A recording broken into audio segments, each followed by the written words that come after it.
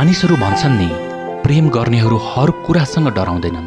तर म भन्छु, प्रेम गर्नेहरू जहाँ पनि, जहिले पनि, जोसँग पनि र जेसँग पनि डराउँछन्। केही दिनको कम्युनिकेसन ग्याप भयो, बिर्स्यो कि भनेर डराउँछन्।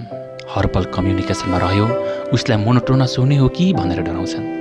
अर्कैको स्ट्याटसमा लाइक कमेन्ट देख्यो, नयाँ भेट्टायो कि भनेर डराउँछन्। घरमा बिहेको कुरा चल्यो, मनको मान्छे गुम्छ कि भनेर डराउँछन्।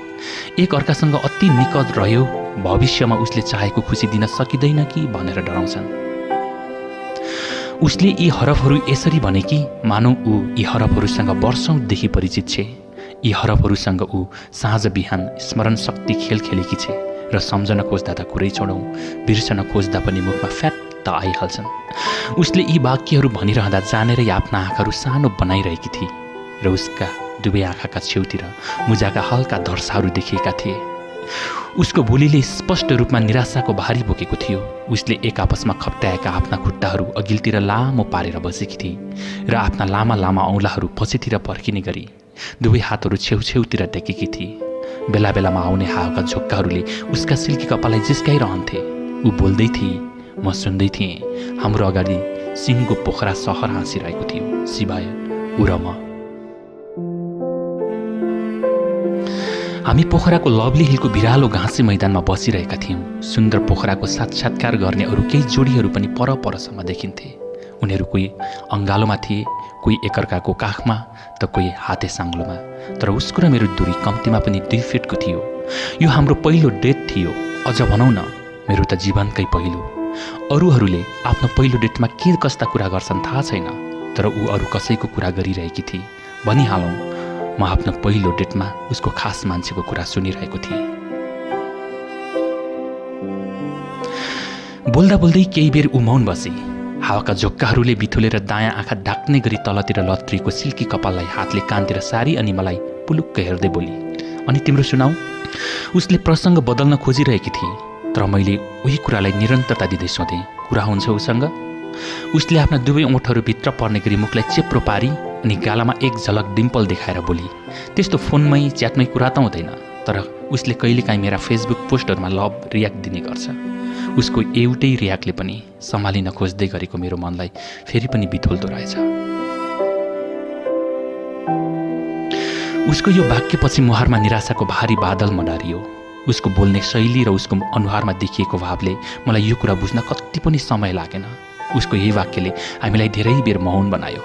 त्यो माहौल नै केही बेग्लै थियो। मसँग सोध्ने अरू प्रशस्त प्रश्नहरू त थिए, तर उसको खास मान्छेको ह्याङओभरले उसलाई मात्र होइन मलाई पनि छोएको थियो।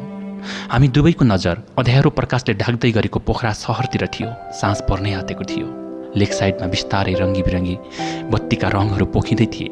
घर फर्कन लागेका यात्रुहरूको सवारी साधनले दिएका ट्याट्या र टुटु आवाज बेला बेलामा कानमा ठोक्किरहेको थियो। वरपरका अन्य जोडीहरू पनि बिस्तारै ओह्रालो झर्दै थिए। केही बेरको मौनतापछि उसले आफ्नो दायाँ छेउतिर रहेको ब्याग हातले थानेर काखमा लिए अनि बायाँ छेउतिर रहेको मोबाइल टिपेर ब्यागभित्र राखी। दुवै हातलाई केही रगडी जस्तो गरेर हातको पन्जामा लागेका मसिना केही झारका पातहरू झारी अघिल्तिर लत्रिएको कपाललाई दायाँ हातले पछि पिठ्यौँतिर फाली अनि मलाई हेरेर बोली, जाम है, रात पर्यो, अहिले दाइ कराउँछ फेरि। मलाई यो विषयमा धेरै बोल्नु जरुर नै लागेन। म हुन्छ भन्दै उठेँ, ऊ पनि उठी। ऊ अघि अघि, म पछि पछि ओह्रालो झऱ्यौँ। उसले आफ्नो स्कुटर पार्किङ गरेको ठाउँमा पुग्दासम्म हामी केही पनि बोलेनौँ। ऊ सरासर स्कुटरमा गई र डिक्की खोलेर आफ्नो हेलमेट झेकी, हातले कपाल मिलाई अनि हेलमेट लगाएर स्कुटरमा बस्दै भने, आऊ बस, म पुर्याइदिन्छु। मैले भने, होइन ठिकै छ, म माइक्रोमा जान्छु। स्कुटर स्टार्ट गर्दै फेरि बोली, माइक्रो भनेको बेला पाउँछ त भने? पाएन भने पनि म साथीलाई फोन गर्छु, तिमी जाऊ। मैले जिन्सको ब्याक पकेटमा राखेको मोबाइल झिक्दै भने, रिसाको त होइन नि? ऊ केही हाँसे जस्तो गरेर बोली, अहिलेसम्म त छैन, तर फकाउन आउँछ भने रिसाउँछ नि। म केही जिस्के जस्तो गरी बोलेँ। ऊ फिस्स हाँसेर फेरि डिम्पल देखाए अनि बोली, म पुगेर कल गर्छु। यति भनेर ऊ स्कुटरमा जानै लागेकी थिए। मैले रोकेँ अनि आँट गरेरै भने, वर्तमानलाई खुसी बनाउन अतीतलाई भुल्ने सामर्थ्य राख्नुपर्छ। उसले जिउलाई सिधा पारेर मेन रोडतिर हेरी अपत्यारिलो पारामा सायद बनी र आफ्नो स्कुटरलाई अरू सयौं सवारीका साधनहरूको भिडमा मिसाई।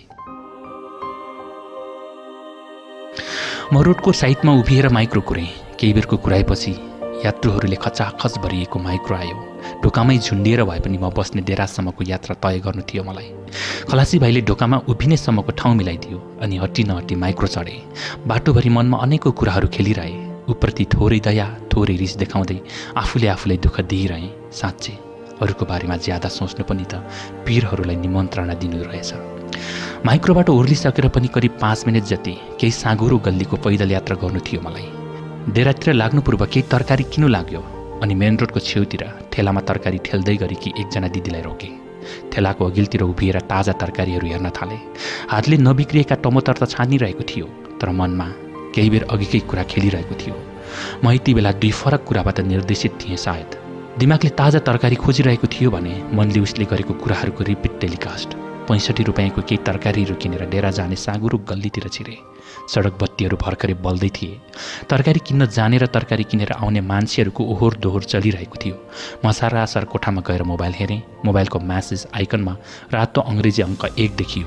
खोलेर हेरेँ, म्यासेज उसैको थियो। उसले रोमनमा लेखेकी थिए, म घरमा आइपुगेँ अनि तिमी पुग्यौ कि नाइ?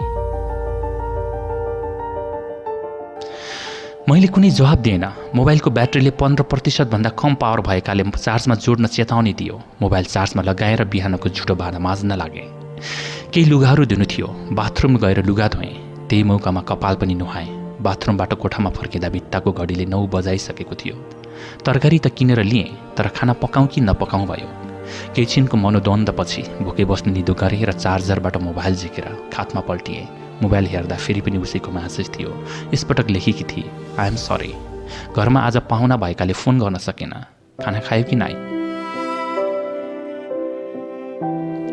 मैले फेरि पनि रिप्लाई दिएन।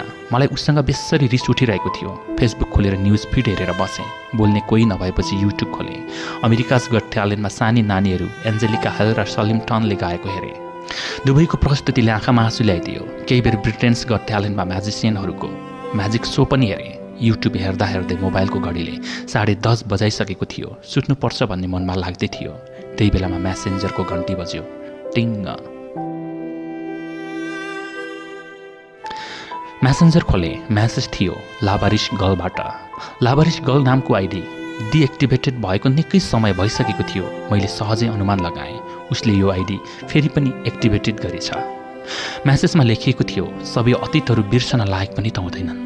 म्यासेज साँझ हामी छुट्टिने बेलामा मैले उसलाई भनेको वाक्य वर्तमानलाई खुसी बनाउन अतीतलाई भुल्ने सामर्थ्य राख्नुपर्छ तर्फ लक्षित थियो। यो कस्तो जवाब हो? यदि उसले आफ्नो अतीतलाई बिर्सन सक्दिन भने उसलाई मैले पनि किन अतीत बनाउने? हृदयको कुनै कुनामा छियोले च्वास्स घोचे जस्तो, कतै आगोले पोले जस्तो अनि सिस्नु झमझमाए जस्तो भयो। उसको यही एउटा जवाबले मलाई सबथोक भए जस्तो भयो। यो पटक भने रिप्लाई बटनमा थिचेँ। मनमा उसको विरुद्धमा अनेक जवाब आए। धेरै बेरसम्म टाइप गर्दै मेट्दै गरेँ, तर सेन्ड बटन थिच्ने हिम्मत जुटेन। अन्त्यमा थम्स अप सङ्केतमा मेरो बुढी औँलाले स्पर्श गर्यो।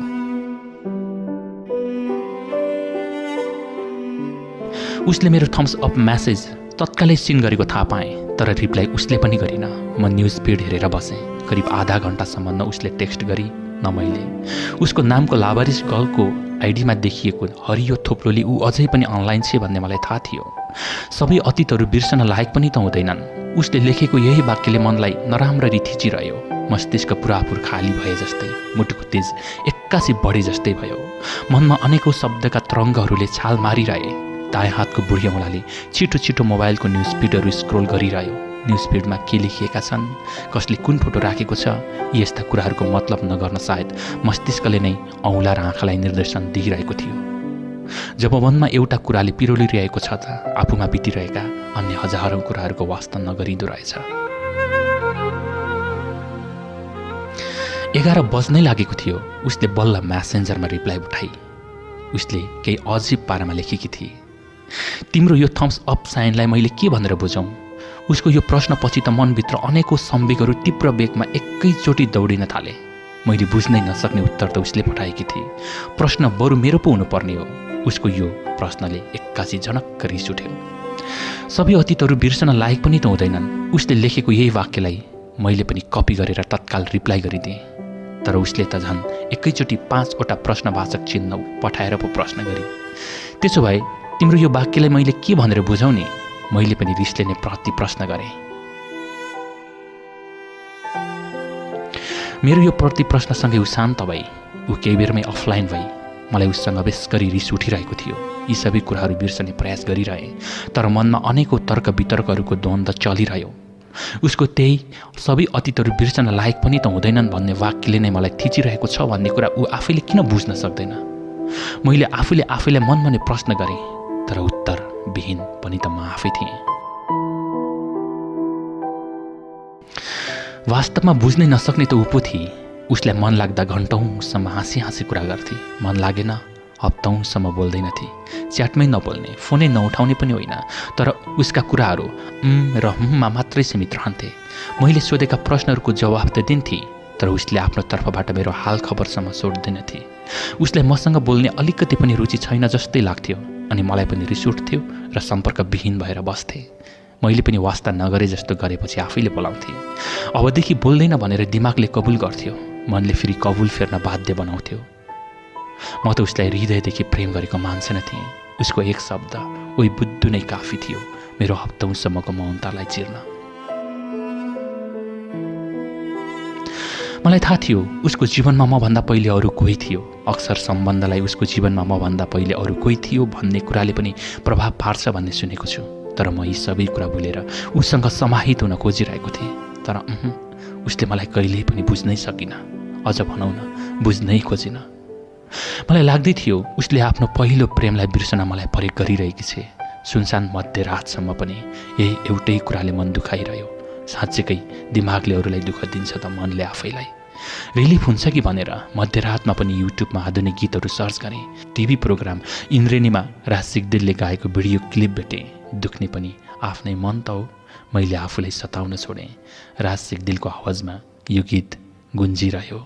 दुख्ने पनि